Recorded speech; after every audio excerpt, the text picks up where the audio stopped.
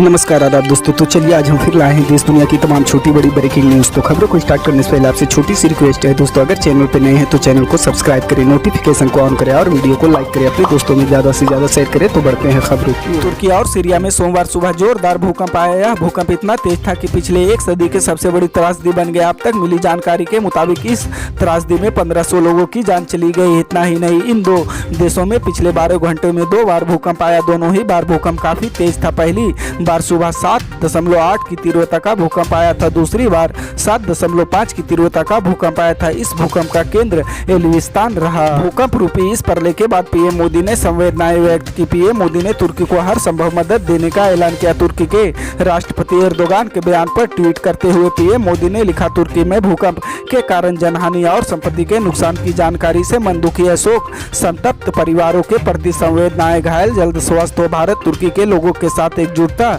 से खड़ा है और इस त्रासदी से निपटने के लिए हर संभव सहायता देने के लिए तैयार हैं।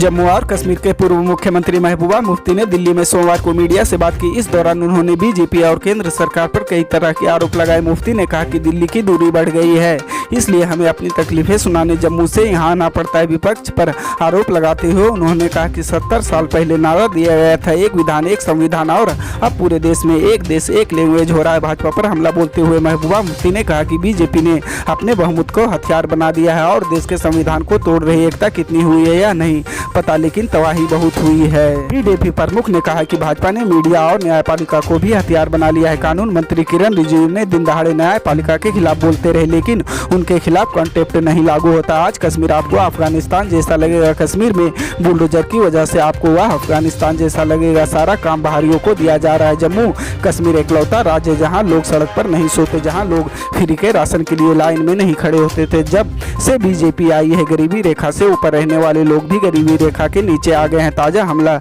हमारी जीविका पर हो रहा है।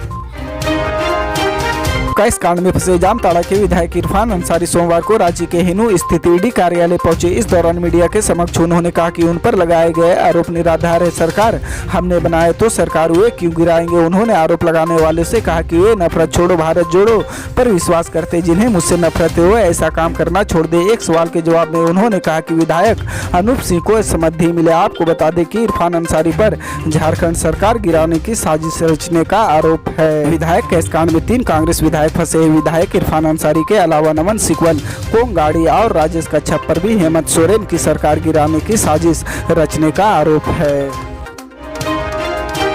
सोयोपुर कूनो नेशनल पार्क में दक्षिण अफ्रीका से 12 चीतों को अब 18 फरवरी को आने की संभावना है। कूनो नेशनल पार्क में तैयारियां पूरी की जा चुकी है। 18 फरवरी को चीते आने की बात वन मंत्री विजय शाह ने एक साक्षात्कार में कही है। हालांकि एडीजीपी राष्ट्रीय बाघ संरक्षक प्राधिकरण एसपी यादव ने अभी तिथि निर्धारित होने से इनकार किया है। बता दें कि पिछले दिनों नई दिल्ली और पिटोरिया के बीच एक समझौते पर हुए हस्ताक्षर के बाद फरवरी में दक्षिण अफ्रीका से चीतों के भारत लाने का रास्ता साफ हो गया है।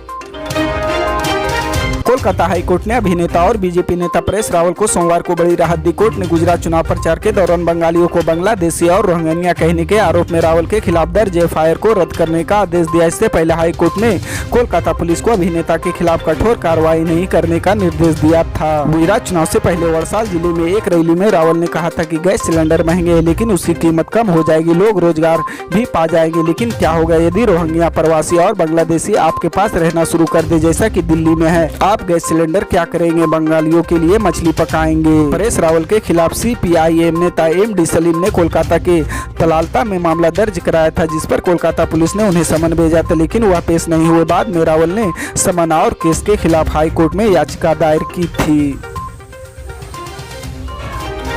जुड़े रहें आप न्यूज के साथ।